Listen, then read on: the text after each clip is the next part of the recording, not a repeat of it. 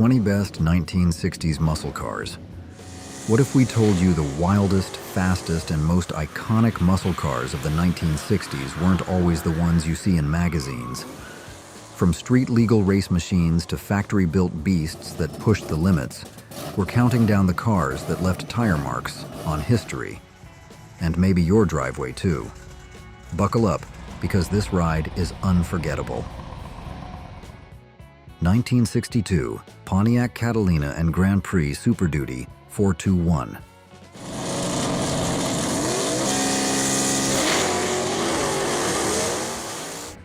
Back in 1962, nobody was using the term muscle car just yet. But if you were around back then, you probably remember the roar of full-sized beasts like the Ford Galaxie, Chevy Impala, or the Chrysler 300 tearing up drag strips and speedways. And Pontiac? Oh, Pontiac was right in the thick of it, holding its own, and then some. Before the racing ban came down from the American Manufacturers Association in 1963, Pontiac was on fire. Their secret weapon? A thunderous lineup of Super Duty engines that didn't just turn heads, they made headlines. The 421 cubic inch Super Duty V8 was the crown jewel. Rated at 405 horsepower, it wasn't just big, it was brutally fast. And after March of '62, they tweaked it further with bigger valves and a freer flowing intake. That meant even more power and even more trouble for the competition. Pontiac didn't stop at raw power. They got smart. They took their big Catalina and Grand Prix models and stripped them down. Aluminum hood, fenders, even bumpers. Lighter bodies meant quicker launches, and suddenly, these land yachts were moving like rockets. Fewer than 200 of those Super Duty Pontiacs were ever made, but they sent a clear message. The muscle car era wasn't just coming, it had already begun. And Pontiac, they were leading the charge.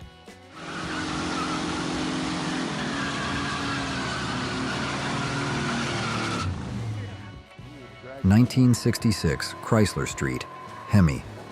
By 1966, Chrysler was done playing nice. They were ready to bring their racing monster, the 426 HEMI, out of the shadows and onto America's streets. Up until then, the HEMI was strictly a track-only terror. But all that changed thanks to a firm push from NASCAR. See, in 1964, Richard Petty dominated NASCAR in a Plymouth powered by a race HEMI. The engine was so good, so untouchable, that NASCAR banned it the very next season. Their message was clear. If you want to race it, you'd better sell it to the public. So Chrysler did just that.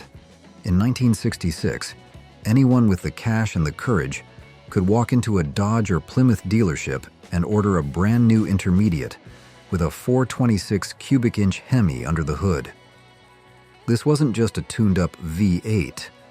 This was a fire-breathing dual-quad monster making 425 horsepower. Of course, that kind of race-bred engine needed serious work to handle everyday life. So Chrysler's engineers went back to the lab, refining it for street use. They made it durable, reliable, even in rain, snow, or high altitudes. And what's incredible, even as engine tech evolved through the late 60s, the street HEMI hardly changed.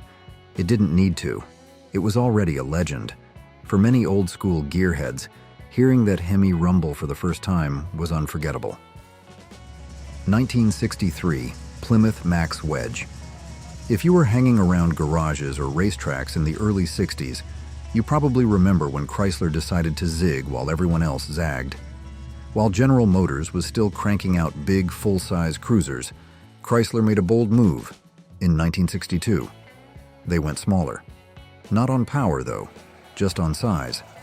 They scrapped their original full-size plans at the last minute, squeezing Virgil Exner's bold styling onto a more compact frame. The result? Some called it cartoonish. And yeah, it looked a bit awkward. But what those cars looked like didn't matter for long, because Chrysler was about to pack some serious heat under the hood. With Elwood Engel stepping in to clean up the design, Chrysler's engineers, led by the legendary Tom Hoover, got busy under the hood. The result was the Max Wedge. First came the 413 cubic inch beast in 1962. In a Plymouth, it was called the Superstock 413. In a Dodge, the Ramcharger 413. No matter the badge, they were flat out fast. But 1963 was when things really got wild. The Max Wedge engine grew to 426 cubic inches, 425 horsepower, paired with the industry's first 3-speed automatic. Drop that into a lightweight B-body car, and you had a street-legal rocket.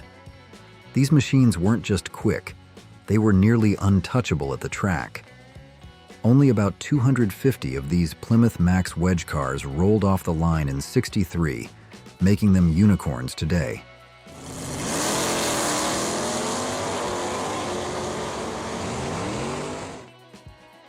(1964) Ford Fairlane Thunderbolt.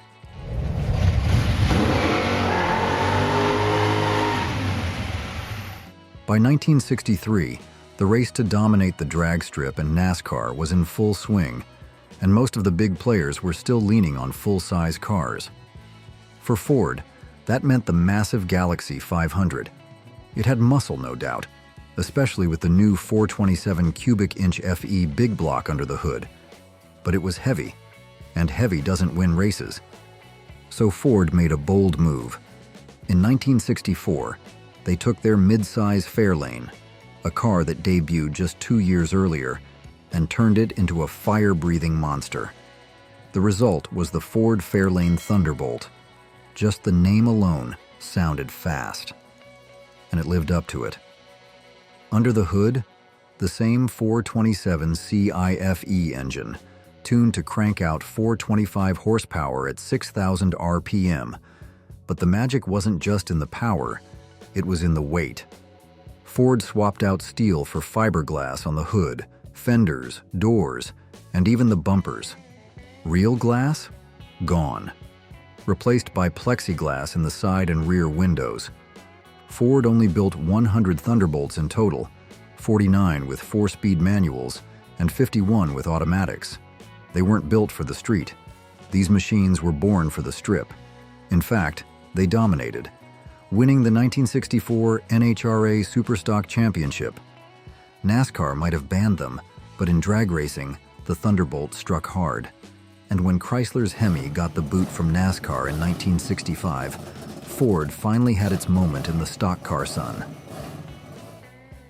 1965, Pontiac GTO Tri-Power.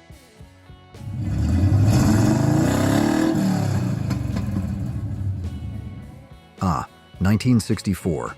Now that was the year the muscle car era truly kicked into gear. Pontiac pulled a fast one on General Motors by slipping a beast of an engine into their mid-sized Le Mans. They called it the GTO. Technically just a trim package at first, but what a package it was. At the time, GM had a corporate rule limiting mid-size cars to engines no larger than 330 cubic inches. Pontiac didn't just bend that rule, they flat out broke it by dropping in a 389 cubic inch V8. It was a gamble that could have ended careers, but it didn't. Instead, it launched a legend. By 1965, the GTO wasn't just a sleeper hit, it was a cultural icon. That year brought refinement, better brakes, heavy-duty shocks, a stiffer anti-sway bar. The base 389 engine now cranked out 335 horsepower, but the real magic was in the Tri-Power version. 3 two-barrel carbs working together to unleash 360 horsepower. It sounded like thunder when you stomped the gas.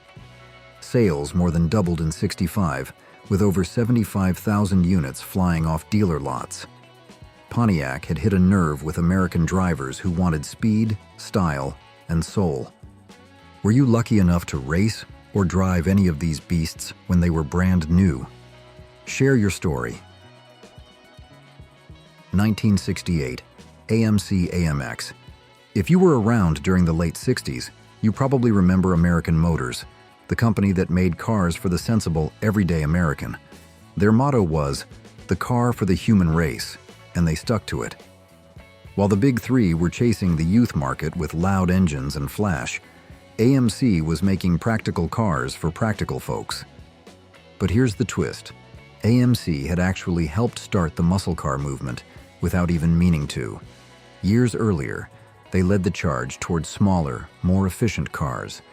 And in doing so, they opened the door for powerful engines in compact bodies, the very formula that defined the muscle car era.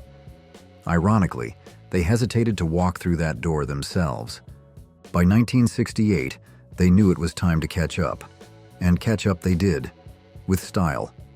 Out came designer Dick Teague's sleek Javelin, and alongside it, the showstopper, the AMC-AMX.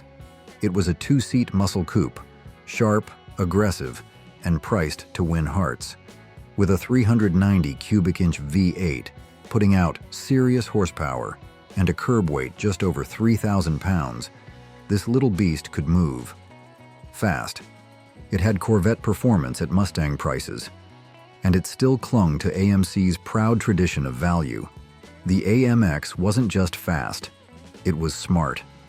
It spoke to the baby boomer crowd that wanted excitement, but didn't have a Corvette-sized wallet. 1969, Chevrolet Camaro COPO 427.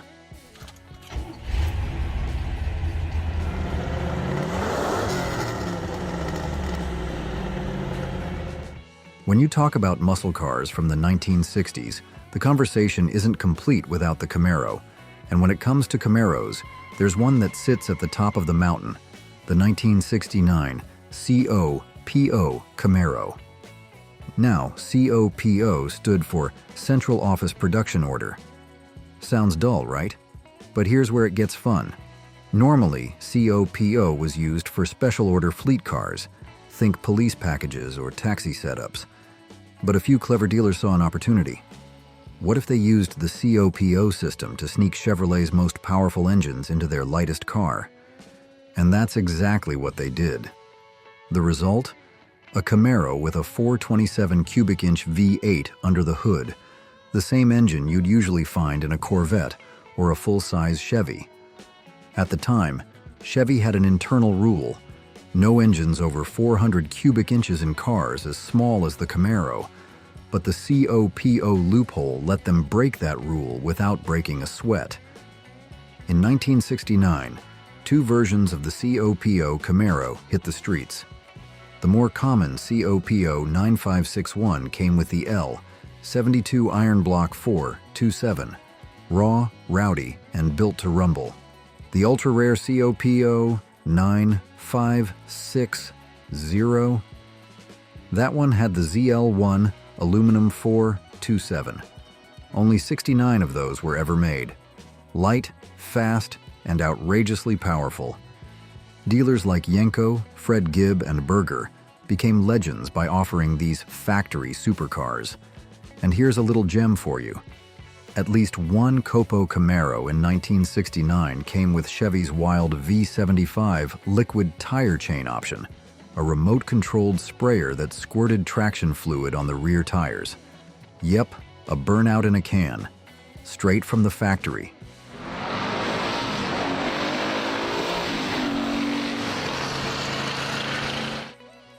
(1969) Ford Mustang Boss 429.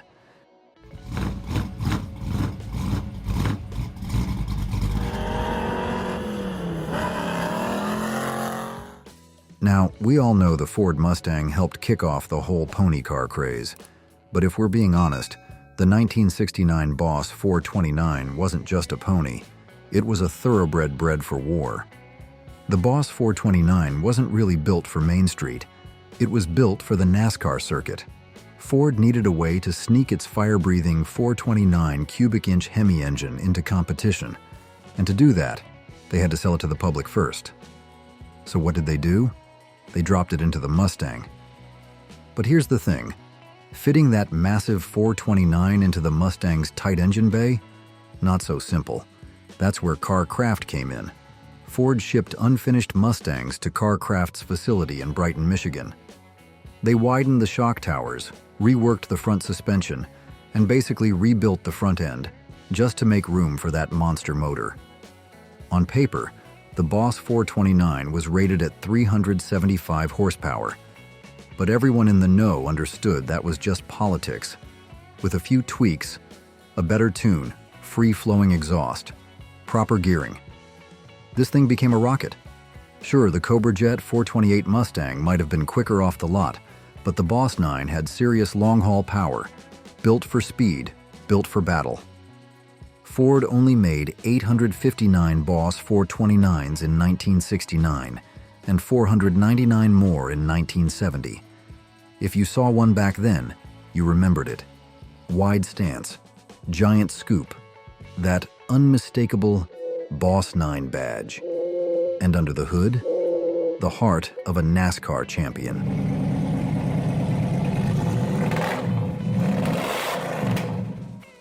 (1969) Dodge Charger Daytona. By the late 1960s, everything was in place for the ultimate horsepower showdown. Baby boomers were coming of age. Gas was cheap, the space race was in full swing, and racing, whether it was drag strips or NASCAR, was everywhere. And Dodge? Dodge decided to go big, real big. Enter the 1969 Dodge Charger Daytona. To win in NASCAR, Dodge had to play by the rules. Specifically, the rule that said you had to sell it to the public to race it on Sunday. So Dodge built exactly 503 of the wildest muscle cars the world had ever seen. This wasn't just another fast car. This was something else entirely. For starters, the Charger Daytona looked like it came from outer space. It had a long, pointed nose cone designed in a wind tunnel and a towering rear wing that looked like it belonged on a rocket ship. People didn't know whether to stare or salute it. But under that wild body was Chrysler's legendary 426 HEMI, a 425 horsepower monster that already had NASCAR officials sweating bullets. Dodge had taken the game, bent the rules, and played to win. NASCAR didn't know what hit them. The Daytona wasn't just fast, it was unbeatable on the superspeedways. Dodge had called NASCAR's bluff, sold just enough to satisfy the rulebook, and changed racing history in the process.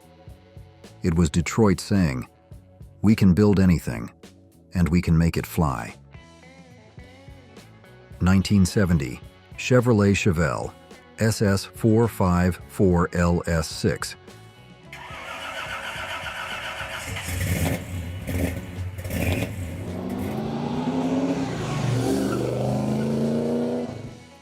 Built on GM's midsize A-body platform, the Chevrolet Malibu and its performance sibling, the Chevelle SS, helped fuel the muscle car revolution like few others.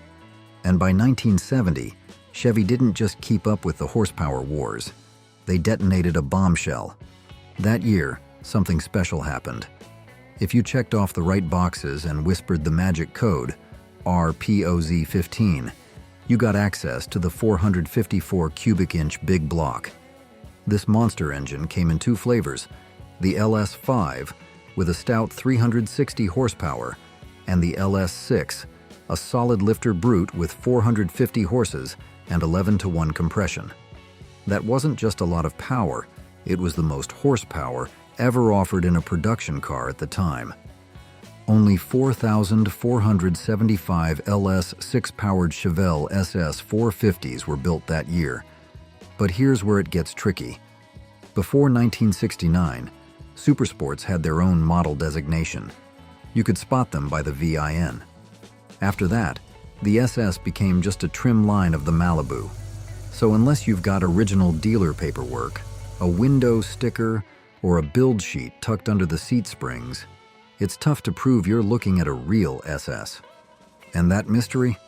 That makes the genuine ones even more valuable today.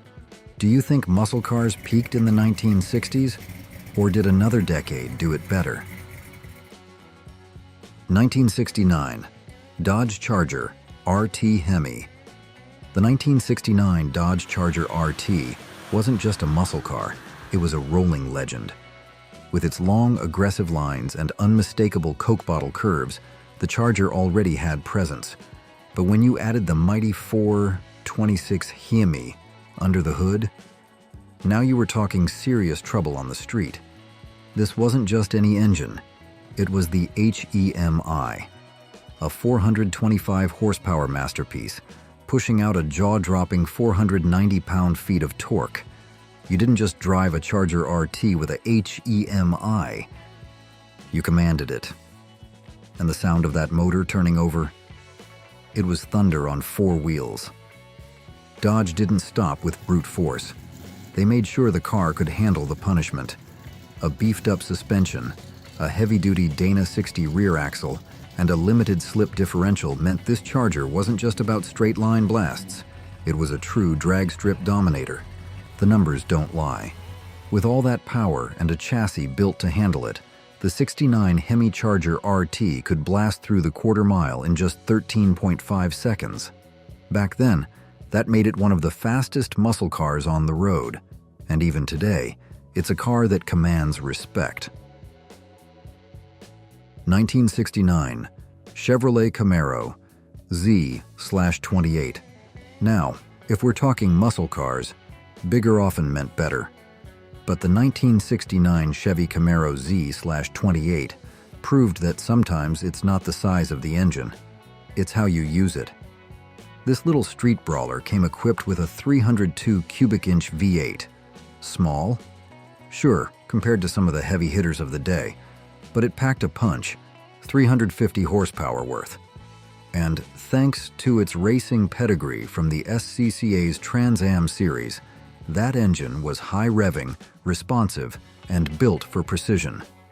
Lightweight, agile, and properly tuned, the Z/28 could hold its own with the big boys.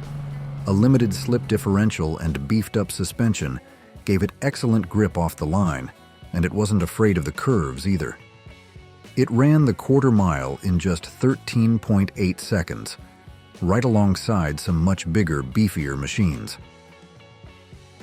1969 Plymouth Roadrunner, a 12 six-pack, and taking the top prize for the fastest factory muscle car of the 1960s, that honor goes to none other than the 1969 Plymouth Roadrunner, a 12. This was the ultimate wolf in wolf's clothing. No chrome, no frills, just brute force. The A12 package turned the already tough Roadrunner into a factory-built street brawler. The magic started under the flat black lift-off fiberglass hood. Beneath it sat a tuned-up 440 cubic inch V8 topped with the iconic six-pack setup, 3 hungry two-barrel carbs feeding 390 horsepower straight to the pavement. But this wasn't just about the engine. Plymouth borrowed parts straight from the 426 HEMI playbook, like its valve springs, flat-face hydraulic tappets, and a beefed-up cam. Out back, it ran a 4.1 to 1 rear axle with a limited slip diff. The suspension was stiffened, the tires were fat 15-inch Goodyear G70s, and the attitude? Pure menace. The result? A quarter-mile time of exactly 13.0 seconds flat. No tricks, no fancy badges, just raw performance that beat every other muscle car of its era. If you had the nerve to rev that big V8 to its limits. Only a few were ever made, and today, the A12 Roadrunner is one of the most sought-after and valuable muscle cars around. But back then, it was the car that showed up late to the party and left everyone else in the dust. 1969 Chevrolet Camaro ZL1.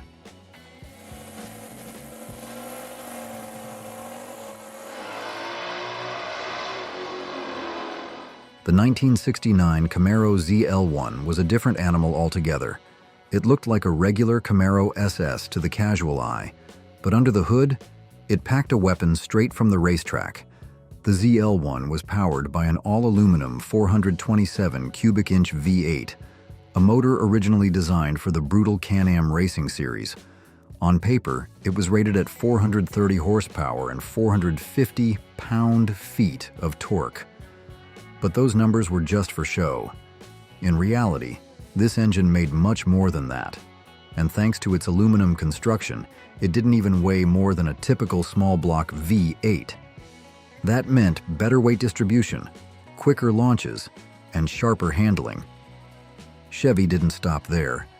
The ZL1 came with stickier tires, a heavy-duty suspension, and a limited-slip rear end. Everything you needed to make the most of that raw power. On the strip, it clocked a blazing 13.2 seconds in the quarter mile. Back in 1969, that was supercar territory. Only 69 ZL1 Camaros were ever built. They were expensive, rare, and built purely for performance. But for those who knew what they were getting, the ZL1 wasn't just another Camaro. It was a rocket in disguise, a street-legal track car that could embarrass just about anything that lined up next to it. 1968, Shelby Mustang GT 500 KR. Let's kick things off with one of the rarest and most revered Mustangs ever built, the 1968 Shelby GT 500 KR. Just 1,571 of these legendary machines rolled off the line that year. And if you were lucky enough to see one in person back then, you knew you were looking at something special. KR stood for King of the Road, and that wasn't just a catchy name, it was a declaration. Under the hood, this Shelby packed a 428 cubic inch Super Cobra Jet V8. Officially rated at 335 horsepower and 440 pound-feet of torque, insiders knew those numbers were sandbagged to keep insurance agents from panicking. This car had real bite. But the GT 500 KR wasn't just about straight-line power. Shelby made sure it could handle the road, too. With staggered rear shocks to cut down on wheel hop and added suspension bracing for better stability, the GT 500 KR was built to launch hard and stay planted. It could rip through the quarter mile in 13.9 seconds, a mighty fine number for the time. Sure, it might only place 10th in our ranking, but in terms of style, pedigree, and street presence, the 1968 GT 500 KR was royalty. Thank you for watching.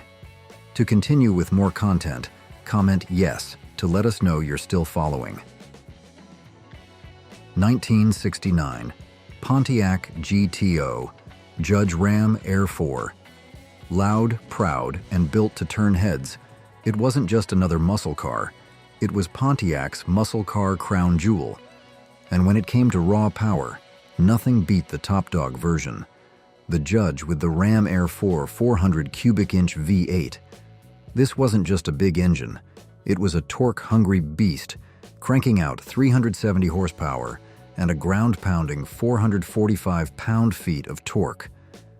Pontiac gave it a high-performance 3-speed hydromatic transmission, which made launching off the line smoother and more focused. Perfect for anyone who wanted to leave their competition in the rearview mirror. To keep that power planted, the GTO Judge came with a SAF T-Track rear differential, because all that muscle doesn't mean much if you're spinning your wheels. And if you were hoping to stay cool behind the wheel, forget it. That massive Ram Air 4 motor filled the engine bay to the brim, leaving no room for air conditioning. So yeah, you got heat, but it wasn't from the sun. It was from all that horsepower rumbling under the hood. 1969, Plymouth Barracuda 440. If you were lucky enough to be around in 1969, you knew that the Plymouth Barracuda had gone from quirky compact to full-blown street menace. And when they dropped a 440 cubic inch V8 into that little body, well, all bets were off. Only 358 of these monsters were ever made. That's right, just 358. And get this, the engines weren't even installed by Plymouth themselves. They handed the job to the experts at Hurst, the same folks who knew a thing or two about getting power to pavement. The result? One of the most brutal Plymouths of the era. That 440 big block made a roaring 375 horsepower, and when you mashed the pedal, it could tear through the quarter mile in just 13.8 seconds. Back then, that was lightning fast. especially for a car that didn't look like it belonged at the drag strip. 1969 Pontiac GTO Royal Bobcat. The 1969 Pontiac GTO was already a street legend, but Royal Pontiac wanted more. Known for turning factory muscle into fire-breathing machines, they took the GTO and gave it the Royal Bobcat treatment. First, they dropped in a larger 428 cubic inch V8, bigger and meaner than the factory 400. Then they fine-tuned the suspension front and rear, giving it sharper launches and tighter handling. Add in a 4-speed manual transmission, and you had a quarter-mile monster capable of laying down a 13.8-second pass. But here's the charm. Royal didn't strip it out for speed. The original vinyl seats and wood-grain dash stayed right where they were. This was a muscle car you could race on Sunday and cruise in style on Monday. Understated on the outside, deadly under the hood. The 1969 GTO Royal Bobcat was the kind of car that made other drivers nervous at a red light. Some cars were so strange, so flawed, or so ahead of their time. They were practically erased from the history books. Buckle up as we revisit 20 American cars the automakers would rather you forget ever existed. The 1971 Ford Maverick. It looked like a Mustang that had skipped leg day. With its long hood, short rear deck, and fast backish profile, the '71 Ford Maverick gave off just enough attitude to make you think it might bite, until you actually drove it. I picked mine up because I was broke and optimistic. It promised sporty style on a blue-collar budget, and that sounded just right. Under the hood was an inline-six that could get you across town, assuming you weren't in too much of a hurry. It was reliable, sure, but about as thrilling as a washing machine on spin cycle. Acceleration? Mostly noise. Wind resistance felt like a second braking system, and if you dared challenge traffic at a red light, you'd better have had a head start and a prayer. But I'll give it this. Ford nailed the design. From a distance, it looked sharp. With enough squinting, you could almost believe it was a muscle car. Just don't look too close. The rust showed up early and spread like gossip. Fenders, rockers, paint. None of it stood a chance. Still, it was simple, easy to fix, cheap to own. Just not the kind of car you tell stories about, unless you're laughing. And yeah, I sold it. No regrets. No nostalgia, just relief. What's the strangest car you've ever driven or ridden in? Share your story in the comments. The 1975 Ford Torino Elite. Ever wonder what would happen if a muscle car and a living room couch had a baby, then sent it off to finishing school? That was the Ford Torino Elite. From the outside, it had the full 1970s glam package, opera windows, vinyl roof, and a chrome-heavy front end that looked like it belonged in a car commercial narrated by a man with a velvet voice. It oozed flash and suburban prestige, even if the price tag said otherwise. Slide inside, and you were greeted by wall-to-wall comfort, plush bench seats, faux wood stretching across a dashboard the size of a pool table, and doors that closed with a satisfying thud. It wasn't built to be thrown into curves. It was built for gliding down boulevards with one hand on the wheel and the other resting on the door. The 351 Windsor 5.8 gave it some promise on paper, but the reality was choked by smog controls and detuned power. Merging onto highways felt more like easing in than launching forward, and the 3-speed automatic transmission took its time thinking things through.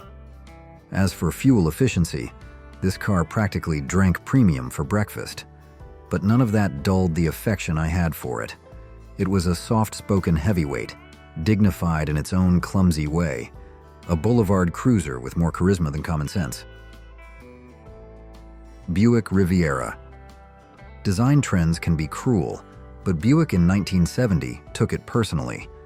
What had once been a sleek, commanding personal luxury coupe suddenly looked like it had been left too close to a bonfire and started drooping under the pressure. Just a year earlier, the Riviera stood proud. Long hood, crisp lines, and that hidden headlight coolness that whispered confidence without shouting. Then the redesign arrived, dragging behind it an identity crisis dressed in chrome. The front grille looked like it was slipping off its mounts.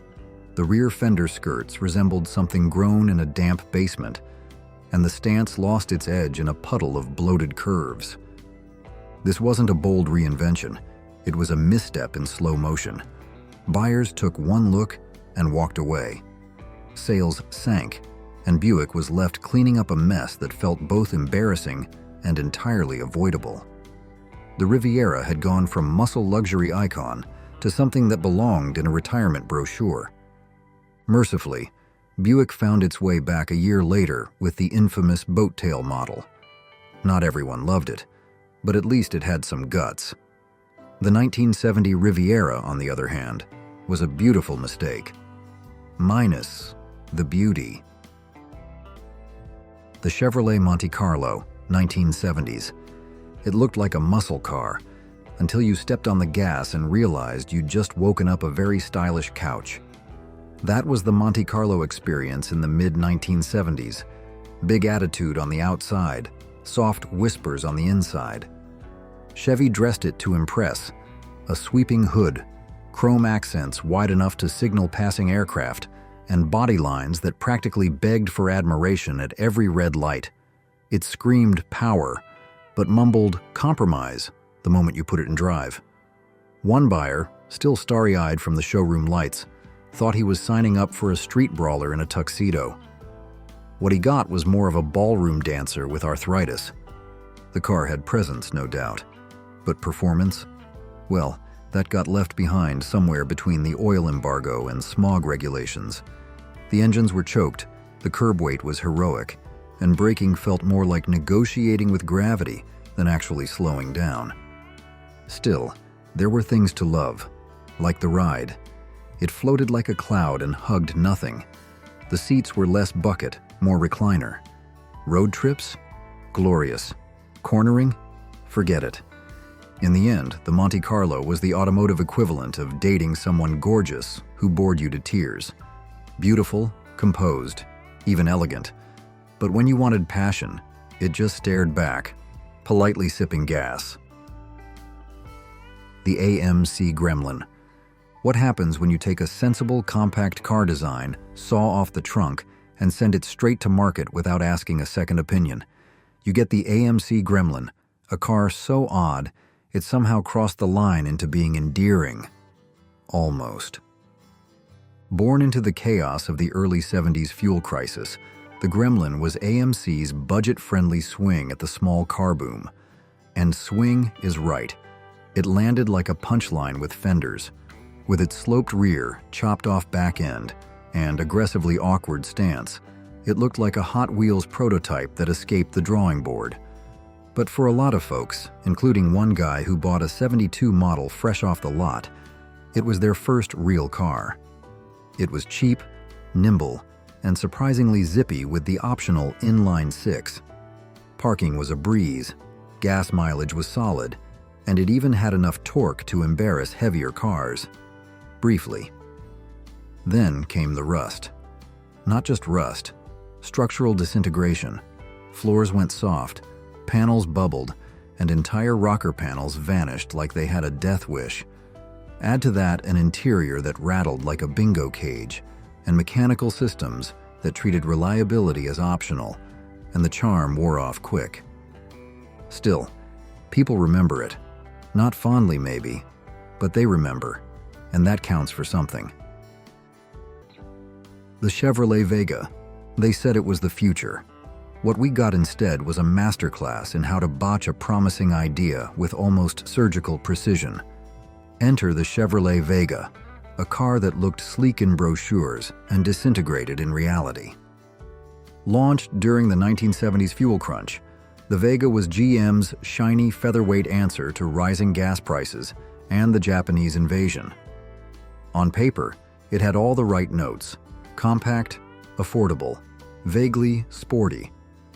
For young buyers, It whispered dreams of freedom wrapped in a stylish metal shell. But by 40,000 miles, that shell started to look like Swiss cheese. Rust didn't nibble, it devoured. Owners peeled back floor mats and saw sunlight where there shouldn't be any. The sheet metal was so thin, you'd think GM forged it out of soda cans.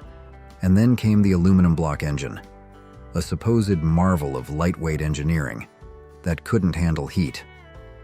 Overheating, warped heads, and spontaneous mechanical drama became the Vega's tragic symphony. One former owner joked that he got to know his mechanic better than some of his in-laws. That about sums it up. In the end, the Vega wasn't just a flawed car, it was a warning label on wheels. Proof that cost-cutting and ambition don't always mix. A car designed to lead the compact revolution, but mostly just led people straight to the service bay. Datsun 200 SX. Designers must have blinked twice before stamping the final approval, because the Datsun 200 SX looked less like a sporty coupe and more like someone tried drawing a car from memory while wearing mittens. In the glory days of the 240Z and the beloved 510, Datsun had momentum. Then came this awkward cousin, angular in all the wrong places, underwhelming from every angle. The front grille had all the flair of a budget electric razor, while the slab-sided body screamed, "Wind tunnel testing not required."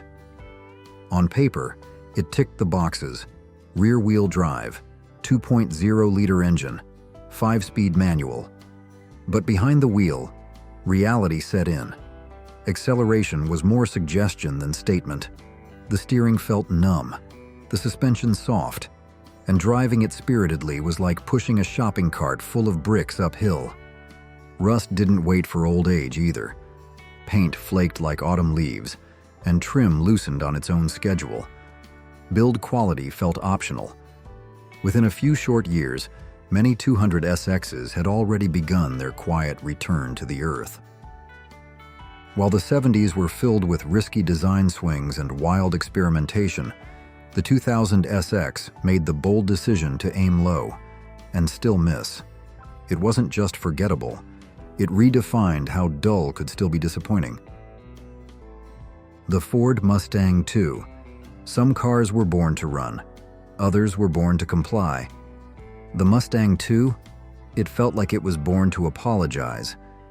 By 1974, the dream of roaring muscle cars was sputtering under the weight of smog rules, sky-high gas prices, and insurance rates that could bankrupt a teenager.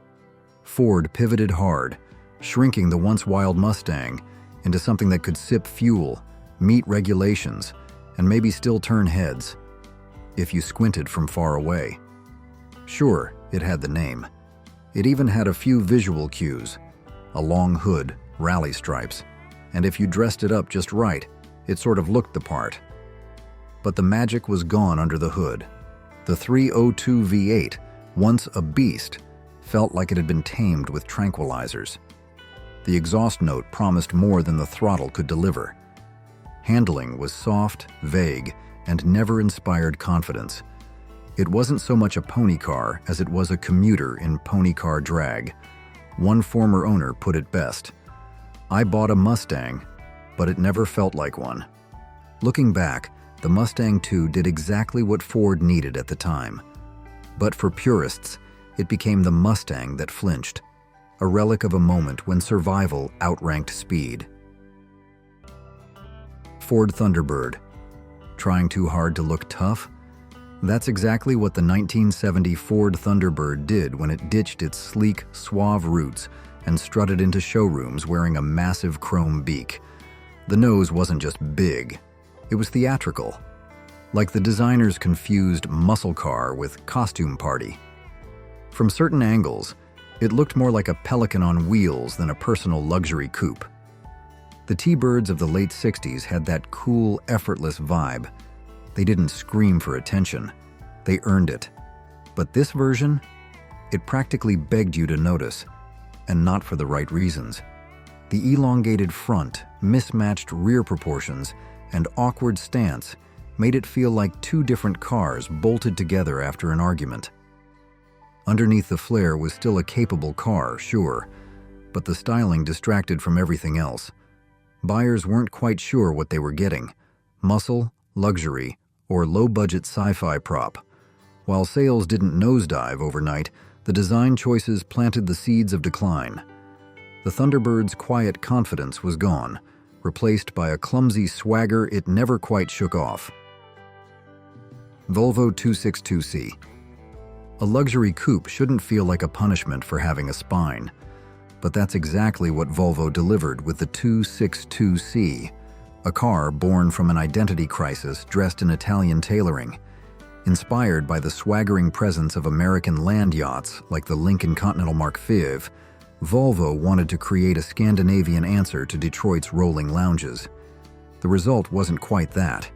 Instead, they took the upright, respectable 262 GL, shipped it off to Bertone in Italy, and had them slice nearly 3 inches off the roof. What came back was a two-door that looked like it was wearing a top hat 2 sizes too small. The roofline squatted so low, it seemed the car was apologizing for existing. Inside, the trimmings tried their best: plush leather, fine wood, hints of European luxury. But none of it could erase the visual tension outside. The car looked pressed, as though the design department had lost a bet and decided to commit fully to the consequences.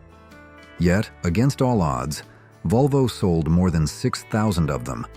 Because apparently, if you offer enough leather and Swedish engineering, some buyers won't mind craning their necks for the privilege.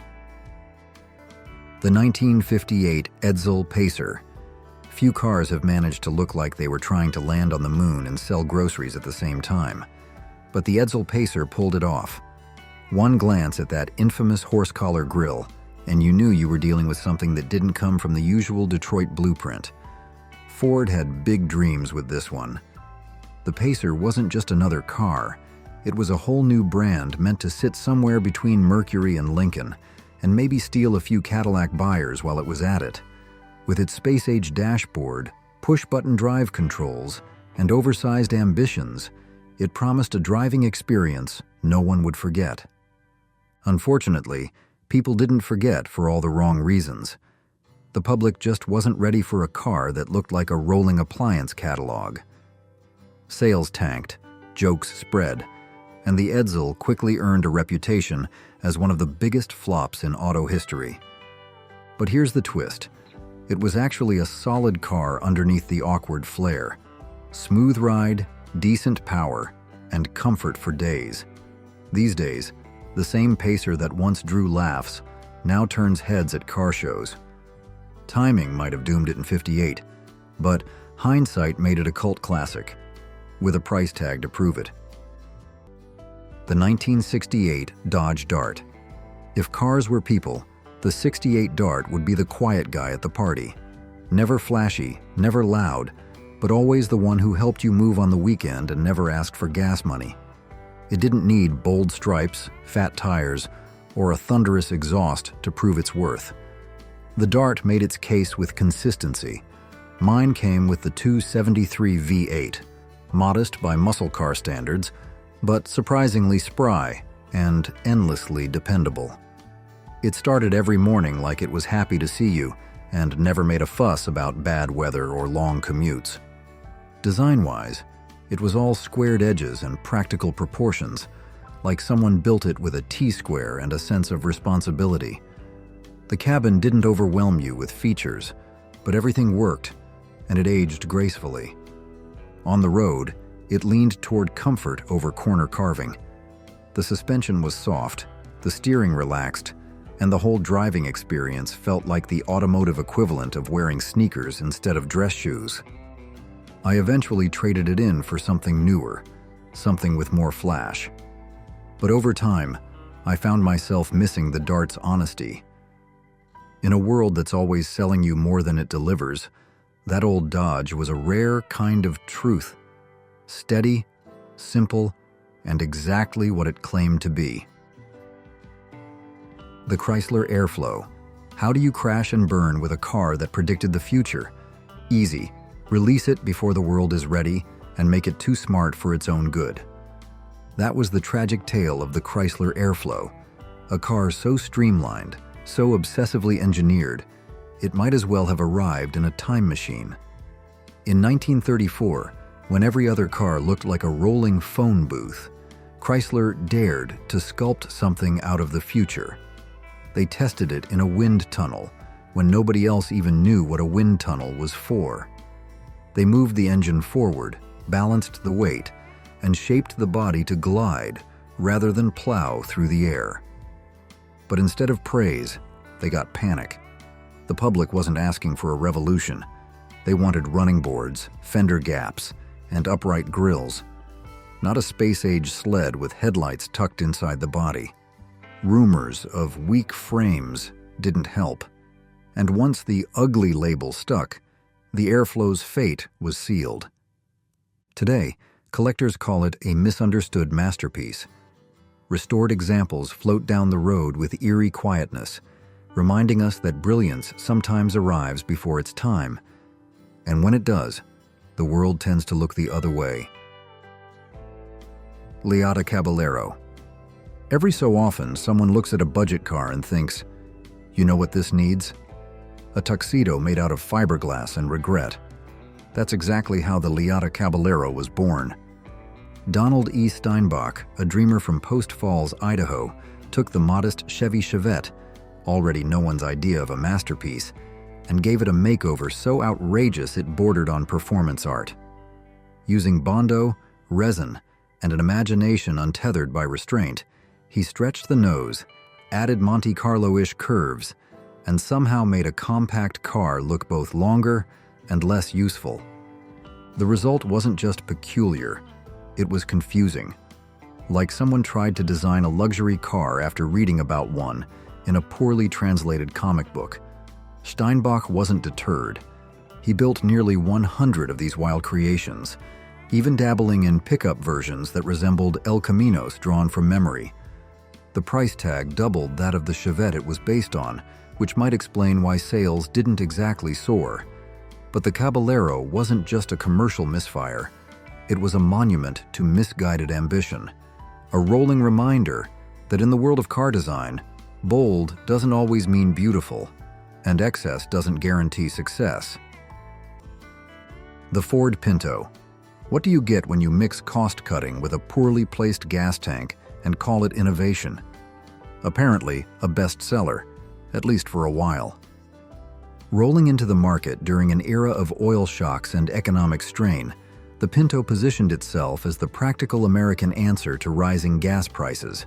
It was compact, light on fuel, and just affordable enough to tempt young buyers and tight-budgeted families alike. For a while, it seemed like Ford had cracked the code for a modern, efficient ride.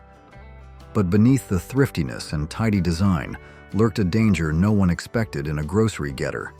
That rear-mounted fuel tank, tucked too close to the bumper, had a catastrophic weakness. A minor rear-end collision could ignite the car like a matchbook. And while Ford had every opportunity to fix it, they didn't. The cost of retooling was deemed too high, so they gambled with consumer safety, and the backlash was brutal.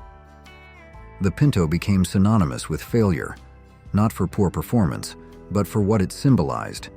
A car built for saving money became a lesson in what happens when saving lives isn't part of the calculation. Owners didn't just trade them in, they distanced themselves. What was once America's fuel-efficient darling now exists mainly as a warning from history. The 1972 Mercury Montego. Every generation has that one car you didn't realize mattered, until it was gone and gas was $5 a gallon. The Montego was never meant to win drag races or grace magazine covers. It stood tall with quiet confidence, wrapped in a deep green finish and a grille that looked like it belonged on a courthouse lawn. It wasn't flashy, but it didn't need to be. It was honest steel, shaped with purpose. Step inside, and you were met with simplicity done right. The seats had that sofa-like sprawl, the steering wheel had real girth, and the dashboard had enough faux wood to furnish a small cabin. It was the kind of car where road trips felt natural and unhurried. The 302 V8 under the hood didn't rush the experience. Acceleration arrived with calm assurance, and sharp turns were met with gentle persuasion rather than force. You adjusted your pace, not the car's. Sure, it burned fuel like it was going out of style, and parallel parking was more event than task. But what the Montego lacked in glamour, it made up for in grit. Years later, when I spotted one gleaming at a car show, it wasn't nostalgia, it was recognition. That unassuming Mercury had stayed the course, long after the flashier names had faded. If you enjoyed this trip down memory lane, hit that like button and stick around. There's a lot more where that came from. Bricklin S V1. Built for safety? Or built for escape artists with a sense of humor? The Bricklin SV1 rolled onto the scene like a rejected Batmobile prototype. Gull-wing doors, plastic body panels, and all the engineering finesse of a group project gone rogue. Malcolm Bricklin, the man who brought America the Yugo and the Subaru 360, somehow decided his next act should be a sports car wrapped in fiberglass and fueled by blind optimism. From a distance, it looked futuristic, maybe even exotic. But up close, the illusion fell apart fast. The bumpers resembled melted Lego bricks. The turbine wheels screamed disco fever. And those slit-like windows? More submarine porthole than performance coupe. Mechanically, the SV1 was chaos on wheels. Body panels warped just sitting in the sun. The gull-wing doors, which were supposed to be the showpiece, often refused to open, unless gravity or a friend with a crowbar intervened. And the electrical system? Best described as an open invitation to spontaneous combustion. In the end, the SV1 became a cult classic for all the wrong reasons. It didn't revolutionize the car world, but it sure gave it a story worth telling, if only for the laughs. Do you think any of these cars were unfairly judged, or did they earn their bad reputations? Oldsmobile Cutlass Aeroback. Of all the ways to bring European flair to American driveways, slapping a droopy fastback onto a mid-size Oldsmobile probably wasn't the winning ticket.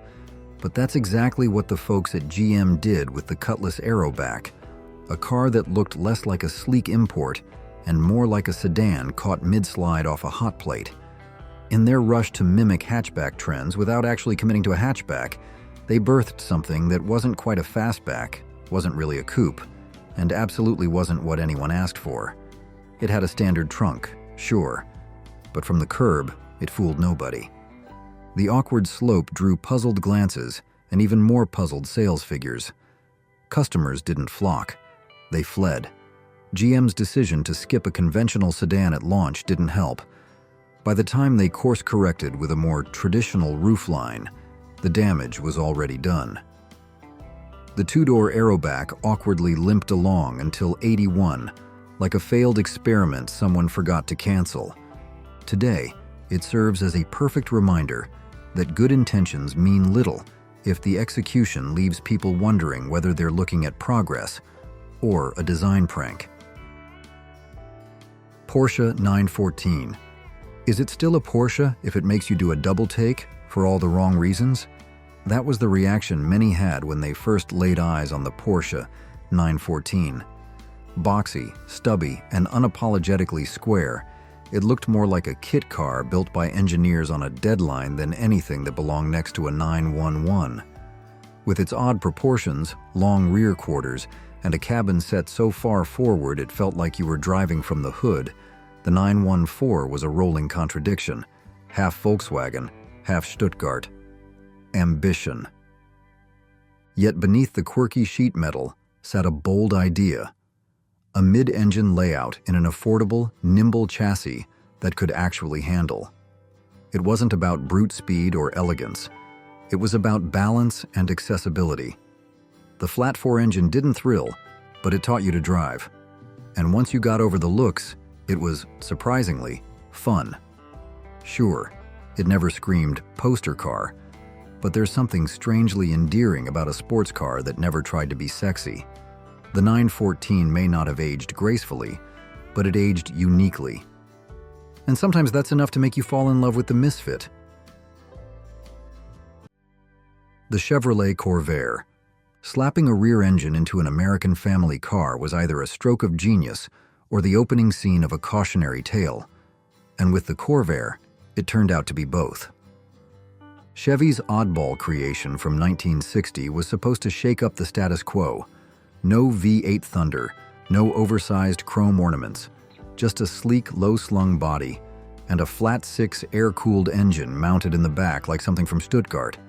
It was the anti-Detroit car, a quiet rebellion on four wheels. And early on, it actually worked. Enthusiasts were drawn to the Corvair's graceful lines, whisper-quiet ride, and sporty handling. At lower speeds, it felt nimble. But above 60 miles per hour, especially in a tight corner, the rear suspension liked to improvise. Drivers sometimes felt like they were guiding a well-dressed eel on roller skates. Then Ralph Nader crashed the party, figuratively and all too literally. His book, Unsafe at Any Speed, exposed the Corvair's rear suspension quirks, and overnight the car became a poster child for automotive recklessness. GM made improvements, but the press and public trust never recovered. Today, the Corvair is remembered not just as a car, but as a cultural pivot point, part engineering experiment, part corporate facepalm. Fascinating, flawed, and unforgettable, even if not always for the right reasons. Did your favorite muscle car make the list? Let us know in the comments. We'd love to hear your memories. If this ride down memory lane brought back a smile, be sure to check out the rest of the series. And don't forget to subscribe and share Who Remembers with someone who still dreams in horsepower. Thanks for watching.